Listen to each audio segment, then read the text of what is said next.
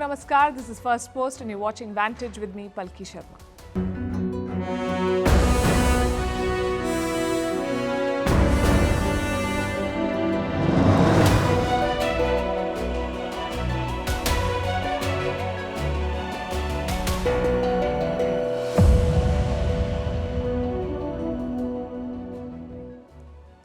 This week, we told you a secret about the Chinese military. Some of their missiles have water instead of fuel, so they don't fire.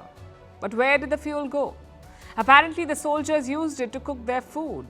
They were short of supplies, so they helped themselves to military equipment. Says who? A whistleblower who used to serve as a lieutenant colonel in the PLA. We'll bring you the full details as he busts China's propaganda and myths of a powerful, seemingly invincible military force. Meanwhile, in India, the president of the UAE attended a major investors' summit. We look at the deepening ties between Modi and MBZ, and by extension, their respective countries. In Ecuador, drama straight out of Hollywood. Gunmen take over a live TV studio as the country grapples with an emergency. In Poland, it's the president versus the prime minister. Police arrest opposition MPs who'd sought refuge in the presidential palace. In Taiwan, they're preparing for an election under the shadow of China. In the Red Sea, the biggest Houthi attacks on ships so far. In Las Vegas, tech gadgets of the future on display.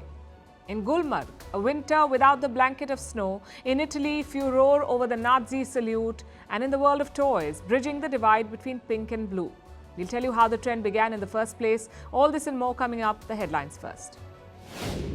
As the Israel-Hamas war rages on, U.S. Secretary of State Antony Blinken meets Palestinian President Mahmoud Abbas as the U.S. supports the creation of a Palestinian state. The meeting in West Bank comes a day after Blinken met Israeli Prime Minister Netanyahu. Ukrainian president visits his Baltic allies amid doubts over aid from the West. The visit to Lithuania, Estonia and Latvia was unannounced. It is Zelensky's first official trip abroad this year, 2024. It comes amid the West's wavering support for Ukraine as the war with Russia nears 2 years. Big win for the president of the Democratic Republic of Congo. The Constitutional Court confirms President Felix Tshisekedi's landslide victory. The president had secured a second term in the recently held elections. 9 opposition candidates had rejected the results, calling for a rerun.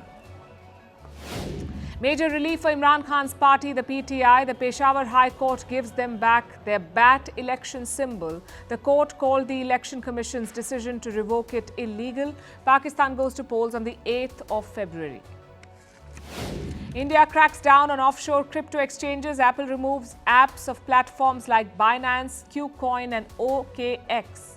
Last month, New Delhi sent a show cause notice to 9 offshore platforms. In 2023, India had imposed money laundering provisions on the crypto sector. And in a major reversal, Thailand moves to ban recreational use of cannabis. This comes just 18 months after Bangkok criminalized it. In 2022, Thailand became the first Asian country to legalize cannabis, but the new Thai Prime Minister has backed banning recreational cannabis.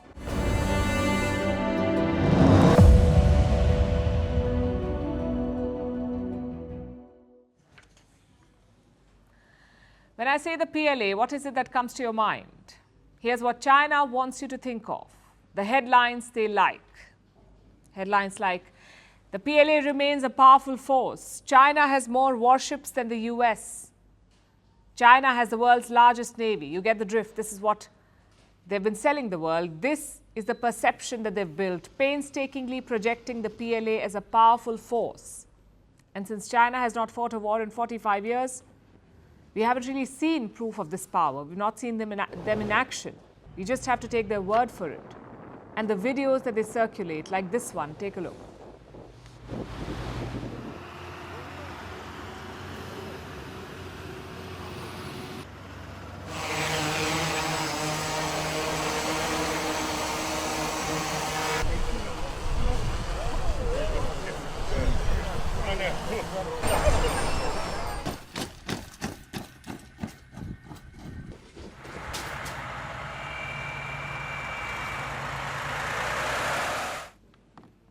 You saw that. Drones for food delivery.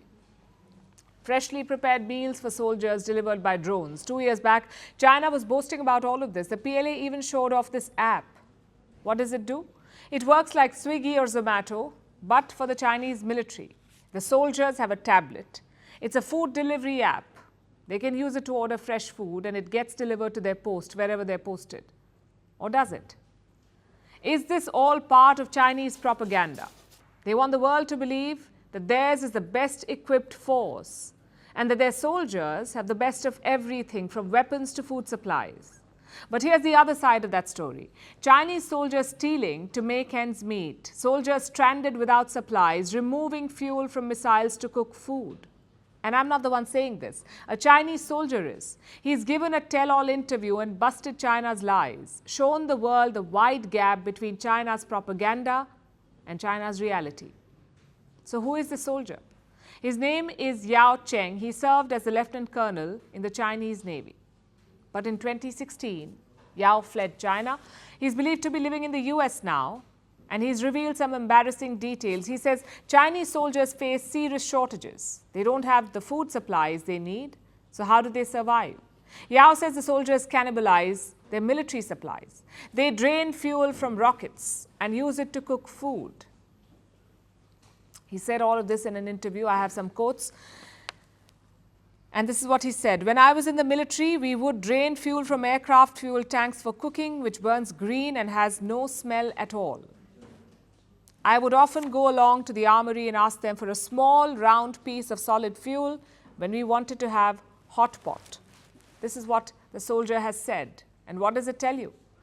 Chinese soldiers cook their own food using stolen fuel. What about the fancy food deliveries? Is that a lie? Here's another myth that China loves propagating. The PLA is a well-funded military. It has abundant resources and all the money it needs. If you look at their budget allocations, you'd be inclined to believe it. In 2023, China's military budget was $224 billion, amongst the highest in the world. But apparently, China's military budget is inadequate. And the PLA whistleblower has confirmed this. He said some departments have no money whatsoever. So funds are misappropriated all the time. Let me quote from the interview again. Some military departments have no money, and if they need money, their chief has to allocate some from the equipment budget. The equipment budget would have been sufficient, but not after being misappropriated. The budget for dinners and gifts is taken from the equipment budget. So the Chinese military is leaking cash. Xi Jinping claims to be spending billions on the PLA. He wants a modern fighting force with powerful weapons. And that's where the money is supposed to go. The Chinese government clears a large military budget every year. It allocates money for upgrades. But this money is being spent elsewhere, sometimes out of necessity, some other times because of corruption. And that brings me to the third myth. The Chinese military is efficient. Its officers are loyal to the Communist Party. Even Xi Jinping does not believe this, which is why he keeps firing his generals. Since taking power in 2013, he has removed hundreds of military officials, mostly over corruption charges. And even after that, the Chinese president is not satisfied. A fresh crackdown is underway as we speak. More than 10 high-profile officials have been sacked, including a defense minister. On Monday, Xi Jinping held a meeting. He spoke about the purges. He said more work needs to be done. The situation remains grave and complex. That's what Xi Jinping said. So he's removing military officials left, right, and center. And this is what the big picture looks like. There is corruption, inadequate resources, and soldiers running out of supplies. What does that tell you? The PLA may not be the formidable force that the world believed it to be. It's just another Chinese creation, big on hype, low on substance. How do you judge bilateral relations? Substance, yes, but also some good chemistry and pomp. Rarely do countries tick both boxes. So tonight, we are talking about two countries that do. India and the United Arab Emirates, UAE. The UAE's president landed in India on Tuesday. His name is Mohammed bin Zayed Al Nahyan, also known as MBZ, Mohammed bin Zayed. He landed in Modi's home state of Gujarat. The Prime Minister personally welcomed him at the airport. The two men share a close relationship. They've met 4 times in 7 months. And the pictures reflect that warmth. Take a look.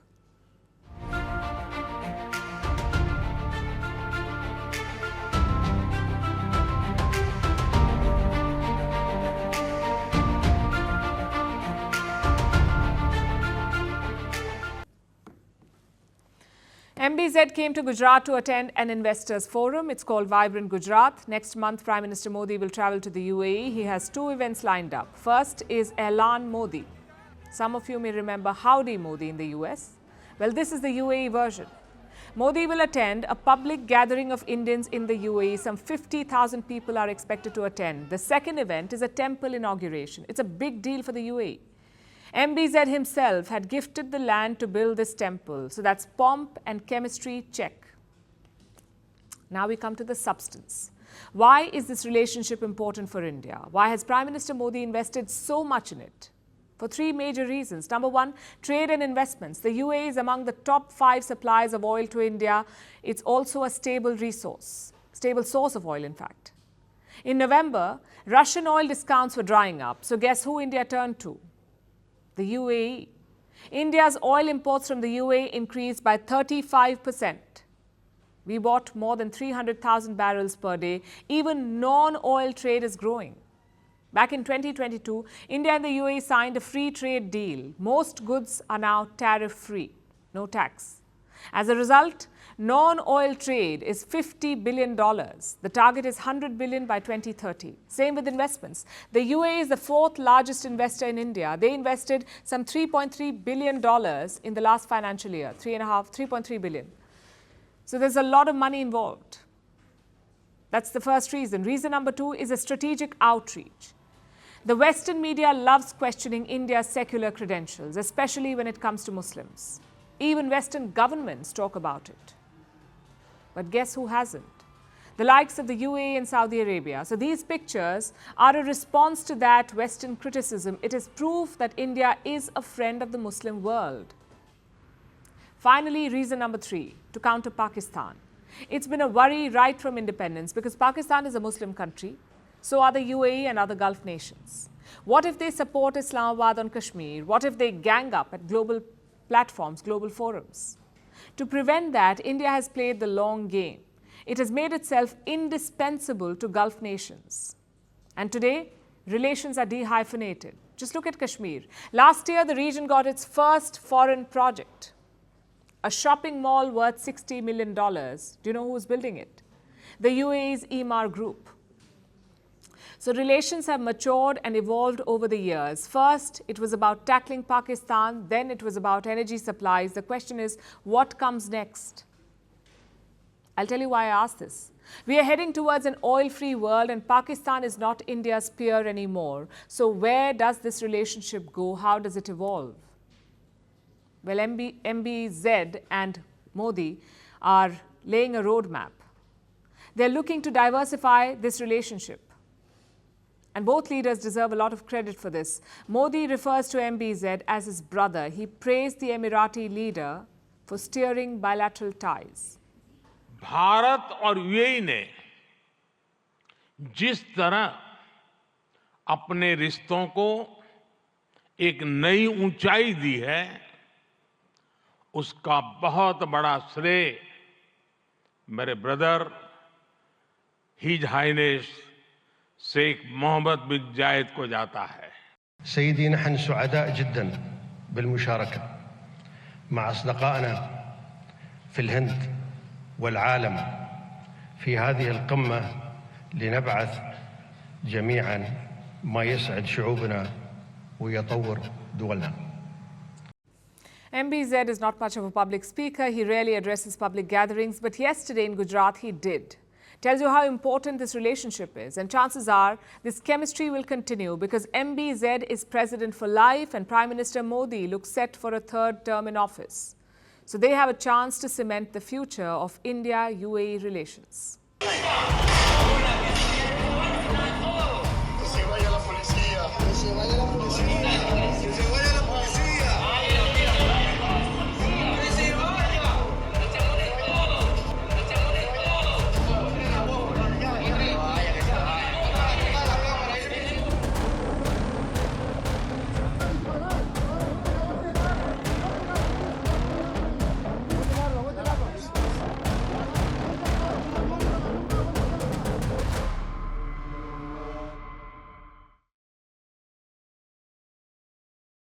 I must say that's not what a normal day of journalism looks like, but that's Ecuador's new reality.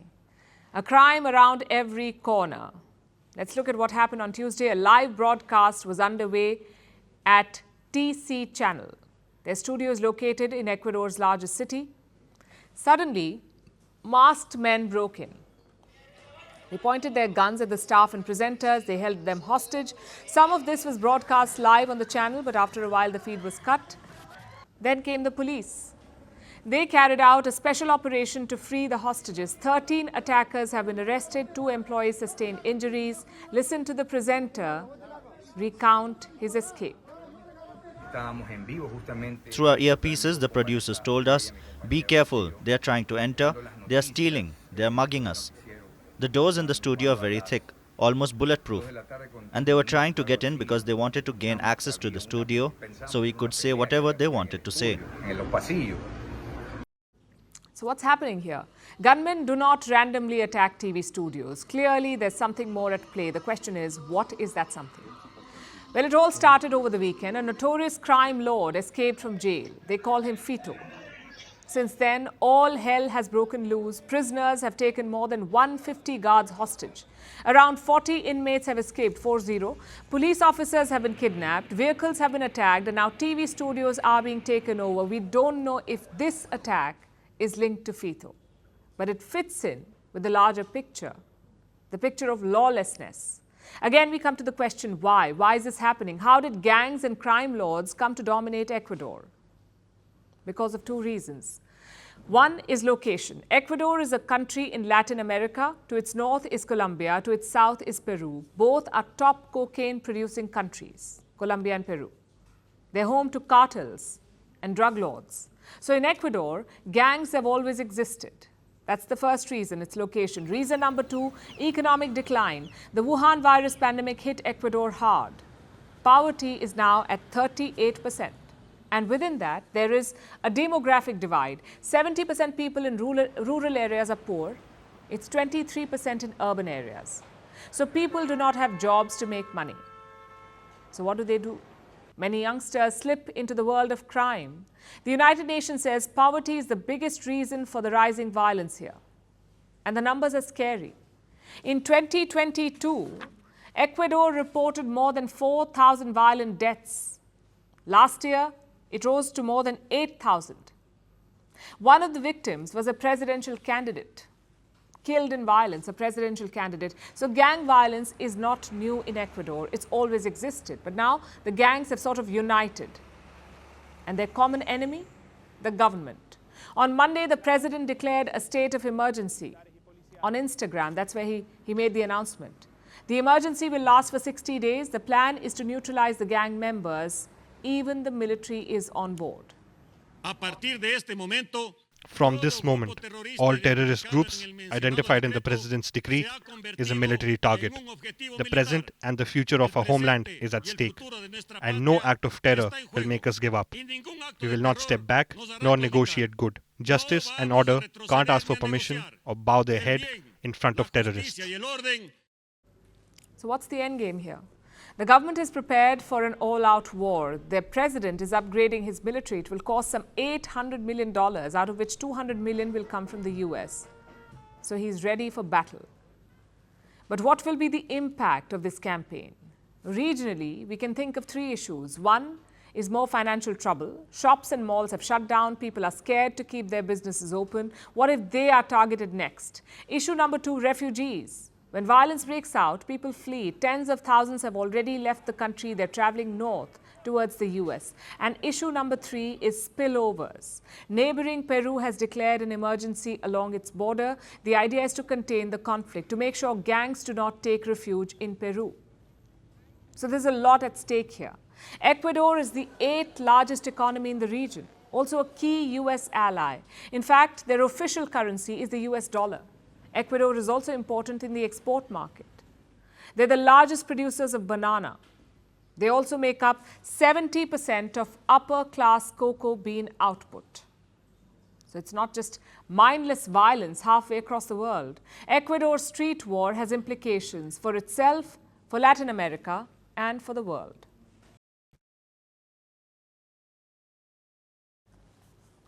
Now let's talk about Taiwan. It is in election mode. This weekend, the island will get a new president, but the final days of campaigning have seen two controversies erupt. The first row involves the current president, Tsai Ing-wen. She's on her way out, but even in her last days in office, she's facing a new challenge. An audio recording is doing the rounds. It is believed to feature President Tsai. And what is the conversation about? A host of issues. The recording is 41 minutes long. There is one exchange that stands out. It's about Joseph Wu, Taiwan's current foreign minister. The lawmaker is complaining to President Tsai about Joseph Wu. He's talking about promotions in the foreign ministry. He says Foreign Minister Joseph Wu has disrupted the hierarchy and promoted, and I'm quoting, unqualified officials. Apparently, some of them are linked to the Kuomintang or KMT. That's Taiwan's main opposition party, Kuomintang. Decades back, the KMT ruled over mainland China. They were in power from 1927 to 1949. They fought the Communist Party in a civil war and lost control of the mainland. The KMT was defeated. Their leaders fled to Taiwan. But today's KMT is a very different group. It has a different political leaning. Today's KMT is seen as pro-China. It wants closer ties with the mainland.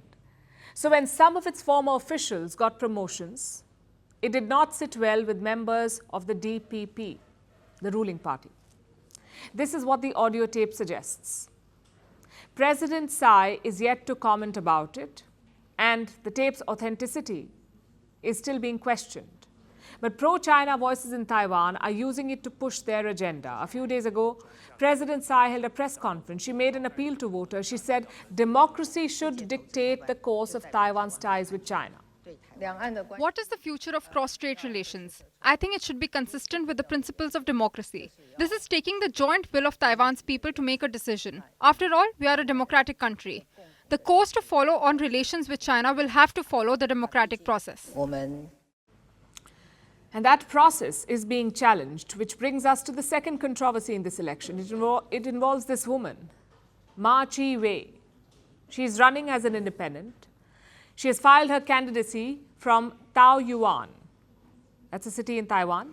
Last weekend, Ma was detained. Some shocking revelations have been made. Apparently, Ma was planted by China. China asked her to contest the election and reportedly even funded her campaign. And how did they do it? Well, here is the backstory. It all began last year. Ma paid a visit to China in April 2023. Reports say she met Communist Party officials and they told her to run for office. They struck a deal. Money changed hands. How much? Around $32,000. China transferred this money through cryptocurrency. It was their first campaign contribution. Through the rest of the year, Ma made more visits to China. She wanted more money to finance her campaign, and apparently China was happy to help. The contributions came in US dollars and in cryptocurrency. But Taiwan's investigators caught up with her. She's now in detention and most likely disqualified from the election. For the others, campaigning is entering its final phase. The polls open on Saturday. This will be a close fight, and controversies like these could sway the undecided voters. The fate and the future of Taiwan hang in the balance.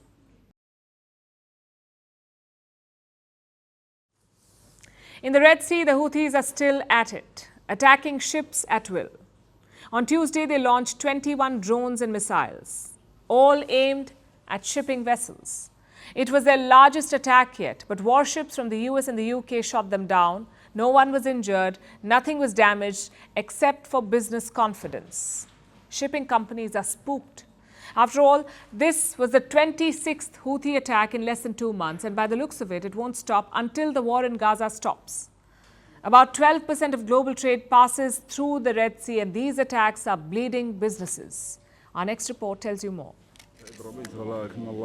It was around 9:15 local time. The Houthis were gearing up. One-way attack drones, anti-ship cruise missiles, anti-ship ballistic missiles. They had it all, and soon they launched 21 of them. It was targeted at shipping vessels in the Red Sea. The Navy, rocket forces, and the Air Force of the Yemeni armed forces carried out a joint military operation using a significant number of ballistic missiles, naval assets, and drones. targeting an American ship that was providing support to the Zionist entity. So the target was an American ship, but around 50 vessels were in the area. Any one of them could have been hit. But before that happened, the US and the UK jumped into action. 18 drones, 2 cruise missiles and 1 ballistic missile. They were all shot down. It was taken down by a combination of British and American warplanes and destroyers. So no one got hurt and nothing was damaged. But it was the largest attack by the Houthis, and it's gone on for quite some time now. In November, the Houthis warned the West. They said they would target Israeli-owned or Israel-bound vessels. This was to protest against the war in Gaza, and they've lived up to their promise. Since November 19th, the Houthis have launched multiple attacks. Tuesday's attack was their 26th one in just 3 months. Of course, this has left ships spooked. 12% of annual global trade passes through the Red Sea. That's $1 trillion worth of goods. Container ships carry oil, consumer goods, all sorts of material. This is obviously not good news for them, which is why they are redirecting ships. Ships usually use this route through the Suez Canal. It's the quickest sea route between Asia and Europe. The alternative is a much longer one. It's around Africa's Cape of Good Hope. This adds 3,500 nautical miles to the journey, which means it will need more time, more fuel, more crew, and more money. Shipping rates have risen over 4% in the last 1 week, and it will rise further, which means someone will have to bear the cost, and it's likely to be the customer. So get ready for things to get more expensive. But is there a solution? America has offered one. It's a multinational task force, an alliance of sorts. Many nations have joined. Together, they are guarding the Red Sea. The warships that took down the drones and missiles were part of this. Some other countries like India have also sent their warships.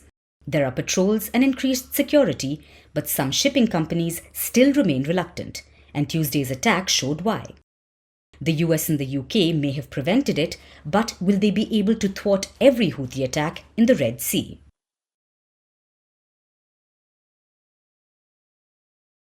Now let's tell you about another attack, one that took place in Central Europe, in Poland. Not a missile or a bomb strike.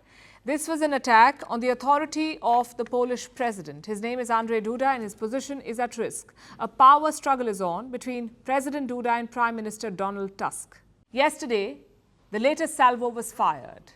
The Warsaw police raided the presidential palace. They went in to capture 2 fugitives. Fugitives who also happened to be members of parliament. The police went to arrest them, 2 MPs. They're opposition MPs. Their party lost the last election, so now they're in the opposition, and they now have a target on their backs. Polish courts have found them guilty of abuse of power, and it looks like the new government, the government of Prime Minister Donald Tusk, is hunting them down, even going into the hallowed halls of the presidential palace. Apparently, everyone knew that the 2 MPs were inside, under President Duda's protection. His office had even posted pictures with the men. And this was supposed to be a signal to the government for the police to back off. But they did not. Instead, they raided the presidential palace. They entered when Duda stepped out, and that's not all. The real insult to Duda is that he'd already pardoned these 2 MPs.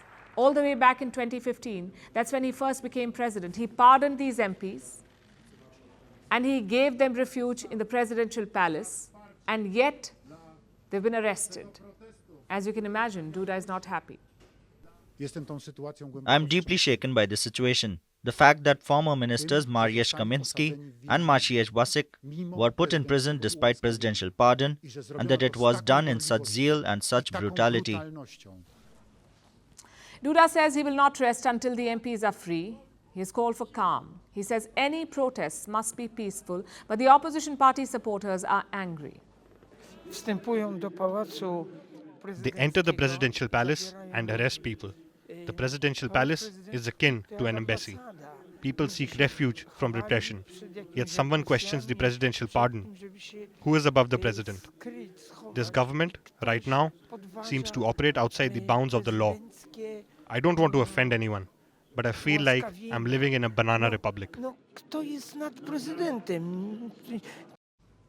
He asked who is above the president. Well, that's a tricky question, especially in Poland. You see, the president's pardon was not randomly ignored by the new government. It was actually struck down by Poland's Supreme Court. It was also the court that ordered the arrest of these two MPs. So the question becomes, is the president above the courts? Now, here's what the court said, that the two men were pardoned too early.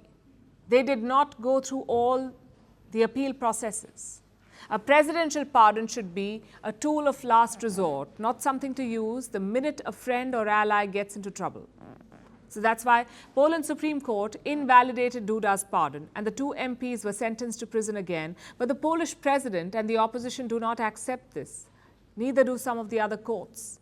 Courts packed with former government loyalists. They believe it is a ploy by the new Tusk regime. Another political and ideological battle. You see, Poland's previous government was right-wing nationalist. They frequently clashed with the European Union over Poland's internal law and order issues that violated EU policies. They were at loggerheads. But the new Prime Minister, Donald Tusk, is pro-EU. He was even the president of the European Council a few years ago. So he's the complete opposite of his predecessor. And what about the president? President Duda was appointed by the previous government. There's a divide between him and the Prime Minister, which is why Tusk is accused of undermining the president's authority. But Tusk remains defiant. He has chosen to double down and question Duda's role. The crown would not fall from his head even if he were to acknowledge there is a legal dispute. This dispute arises from the belief that the first pardon was ineffective and therefore it should be reopened. No one would be bothering him about it and he could put an end to this unnecessary show.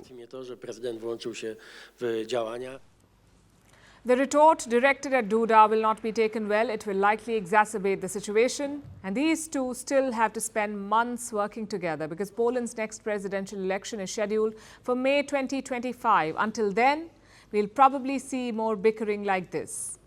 Poland's dual power centers will keep clashing and the people will most likely suffer due to poor governance. Now to Las Vegas, where one of the world's biggest tech shows is taking place. It's called the CES, the Consumer Electronics Show. Now, CES is a brand in itself, and all the world's tech giants have come to this year's gala. Like every year, big tech is showing off the latest toys. The flavor of the season is AI. AI-powered companion robots, AI-powered massage robots, AI-powered car dashboards. The letters AI will be flashing everywhere you look. But thankfully, that's not all. You also have transparent TVs, robot baristas, and cars that can crab walk. Our next report brings you our top 5 gadgets from CES 2024 so far. Why is it called a steering wheel? Who decreed that cars needed a fifth wheel inside? Why can't you use something else to direct your car? It seems the people at Sony were asking these very questions. And they got together with Honda to come up with an alternative. The result? Say hello to the Afeela. First, allow me to bring the latest prototype on stage. But today, I will be using this. The car can be maneuvered with a PlayStation 5 controller, just your regular run-of-the-mill PS5 remote. It seems like every racing game fan's dream come true. The Afeela is an electric vehicle, so you'll have to charge both the car and controller before going out for a spin. Of course, that is still a while away. The Afeela isn't expected to hit the market before 2026. But the concept is unique enough to make it into our top 5 at CES list. Staying with cars, let's turn to their rival Hyundai's new concept. It's called the Mobian. Nothing special to look at. At least, not until you take a peek at its wheels. The Mobian's selling point is its mobility. The wheels go everywhere. And that means the car can too. With this car, you'll never have to worry about parallel parking again. Imagine that. Next up, we have this. This strange tank with digital fish, except instead of water, it fills up with the color black to provide better contrast for your viewing experience. For you see, the tank is actually a TV, a wireless OLED transparent TV that you can transform into a showpiece at the click of a button. Both LG and Samsung are showing off these new age television sets, and they'll be racing to release them by the end of the year. But before that, Samsung may end up making TVs obsolete altogether. With this little guy, a home companion robot enhanced with AI named Bolly. Everyone at the CES has been rushing to bring AI to their projects, and Samsung is no different there. But in this case, it could really change the game. The robot will use AI to map out your house floor plan, learn your habits, especially regarding appliance use and light switches. No, it's not a stalker, just an AI-enhanced helper that can take care of annoying chores you forgot to do. And it can also project things onto your walls, getting rid of the need for fixed screens. At least, that's the concept. And if you like AI-enhanced robot helpers, our last pick may really hit the spot in the best way possible. Rounding up our top 5 from the CES so far is this robot masseuse. A French firm has created this robot to soothe your weary muscles, or tissues, or even an exhausted mind. It will use AI to pick the best massage for you. As you can imagine, the robot was a hit at the show. Artificial intelligence is very important for us. So there is a scanner, 3D scanner, that sees the morphology of the user and just really adapt all the massage that has been created by a specialist, a physiotherapist. That's it for our top 5 picks of CES 2024 so far. There will be more technological marvels on display over the next few days, allowing us to get a glimpse into the future. There will be more technological marvels on display over the next few days, allowing us to get a glimpse into the future.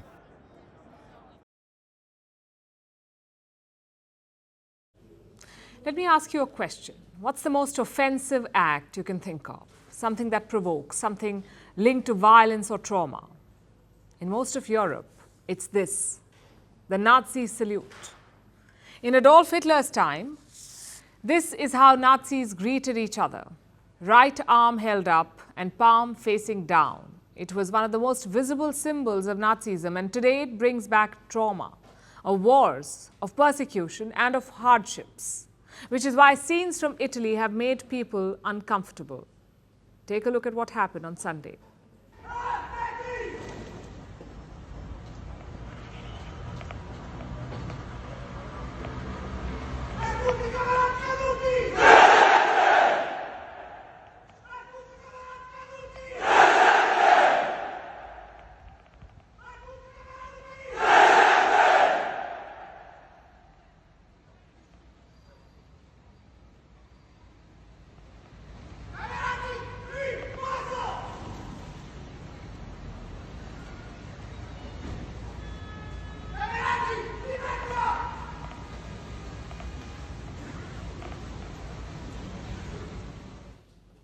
That happened in Rome. Outside the former office of a neo-fascist party, it's called the Italian Social Movement. The party does not exist anymore. It has merged into a new one, the Brothers of Italy Party. Does the name ring a bell? It should. Italian Prime Minister Giorgia Meloni belongs to the same party, Brothers of Italy. So the opposition is attacking her. They want Meloni to ban neo-fascist groups. And the reason is simple. In the 1920s, fascists captured power in Italy. They were led by dictator Benito Mussolini. He crushed democracy in the country. He also led Italy into World War II. So symbols of Nazism and fascism are considered evil, especially the salute. Now, for the record, neither Hitler nor Mussolini invented the salute. It dates back to the Roman Empire, but today it is a provocation. It's considered controversial. Giorgia Meloni has not said anything yet, but in the past she has distanced herself from fascism. Listen to the speech from 2022. Non ho mai provato simpatia. I have never felt any sympathy or closeness to undemocratic regimes, any regime for that matter. Just as I have always considered the racial laws of 1938 the lowest point in Italian history. It's a shame that will forever mark our people. And yet questions remain. Her party elected a leader called Ignazio La Russa as speaker. La Russa is a collector of fascist relics. His father was secretary of Mussolini's fascist party. Another example is this man. He's now a junior minister in Meloni's cabinet. In this old picture, he's wearing this armband. It was a Nazi symbol. So there is reason for criticism. But can a ban solve this problem? Well, some countries are trying it out, like Australia. They've banned the Nazi salute and the symbol. If you display those, you could land in jail. The maximum punishment is 12 months. The law was proposed and passed last year. It's a response to rising anti-Semitism after the Hamas attack on Israel. So Canberra is sticking to bans. Countries in Europe have done the same, like Germany, Austria, and the Czech Republic. These countries explicitly ban the Nazi salute. Others, like Switzerland and Sweden, have similar laws, but have they really worked? We've always said that banning is never an answer, but if anything deserves to be banned, it is this, Nazi symbols. Yet everyone is convinced, not everyone is convinced rather. Many critics point to Germany. It has banned Nazi symbols since the 1950s, but neo-Nazis are on the rise. In 2021, right-wing extremism reached a 20-year high. In 2022, far-right groups plotted a coup. So banning alone is not enough. You must address the root causes of the ideology, whether it's lack of awareness or ignorance of history or the lack of messaging. If you think about it, Germany has done pretty well on these counts. They don't hide the Nazi crimes. They make sure children learn about it. Yet they have a neo-Nazi problem. So imagine the situation elsewhere. My point is quite simple. Legal action alone is not enough. Just think beyond just a ban. That's where Italy failed after the Second World War. They banned the fascist party in the 1940s, but the ideology did not die. Fascists organized themselves into new groups. Same ideology, different name. So do not hide behind bans and legal actions. Think beyond and speak out. Because in such cases, a simple condemnation goes a long way. To India now, let's talk about the two pictures behind me. Both are of Gulmarg. It's an idyllic town in Kashmir. In winter, it turns into a snowy wonderland. On my right is a snow-covered Gulmarg. It attracts tourists every year. They come from across the globe to enjoy the snow, to take part in winter activities and to ski down the slopes. But this year, Gulmarg has no snow, like you can see in the picture on my left. The land is not white. It is barren with small specks of snow. What happened to the white blanket of Gulmarg? Our next report tells you why there is no snow.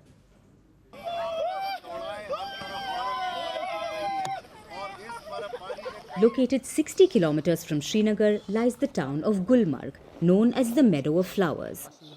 Gulmarg is a sight to behold in winters. It turns into a snow-covered paradise and a premier winter sports destination.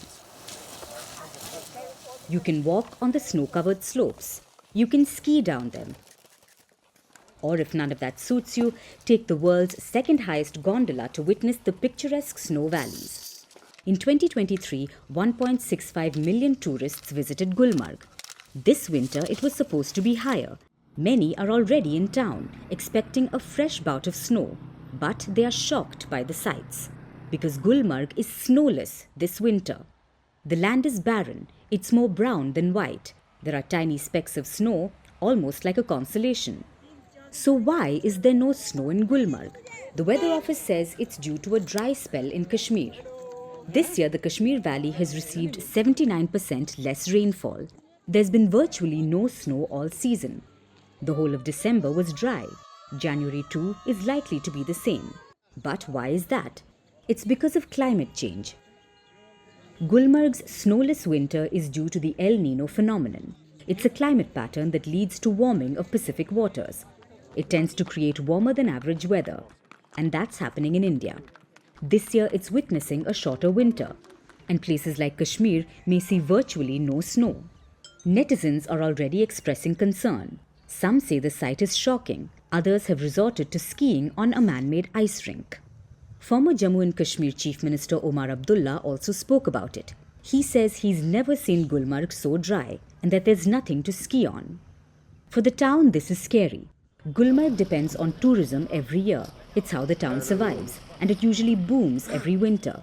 Lakhs of tourists come for the snow, and with no snow on the ground, many are cancelling. Plus, there are the skiing enthusiasts. They want to ski down snowy slopes, not barren ones. Also, India's Winter Games will be held in the town from February 2nd. That could be affected too. For now, Gulmarg is only hoping for one thing: snow. But it's unlikely until next month. Till then, the town will have to adapt. It will have to ski through this crisis. Except it will be a bumpy ride instead of a snowy descent.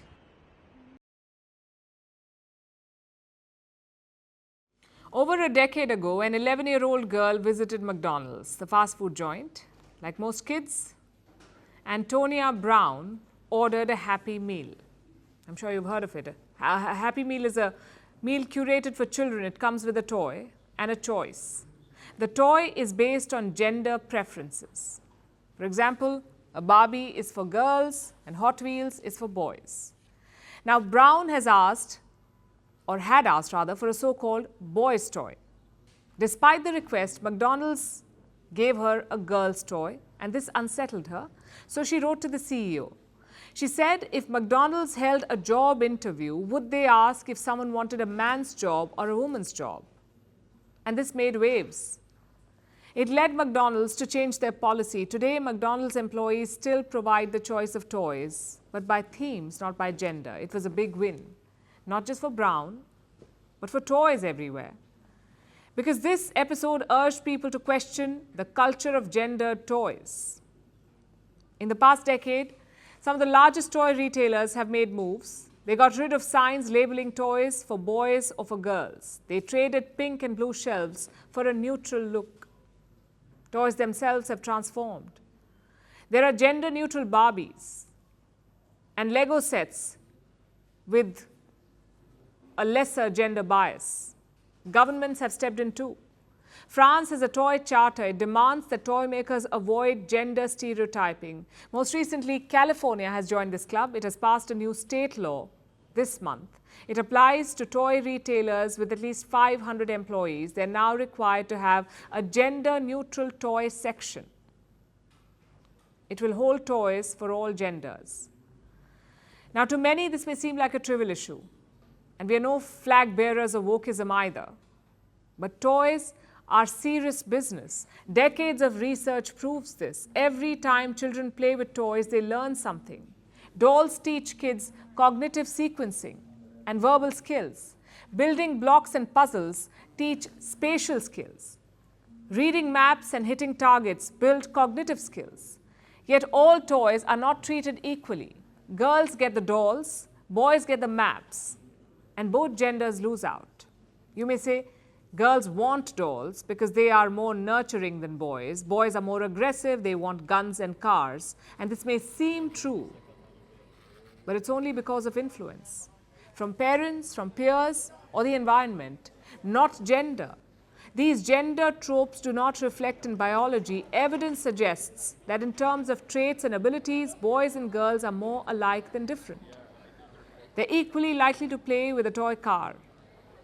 Yet, it is traditionally a toy for boys. A car is traditionally a toy for boys when there is nothing traditional about it. Gender toys are a recent phenomenon, all thanks to marketing. Back in the 18th century, girls and boys wore pink and blue alike. In fact, pink was a color for boys and men. Pink comes from red, which is a symbol of passion and aggression. By the first half of the 20th century, blue was seen as a color of girls until the first half because of its association with Virgin Mary.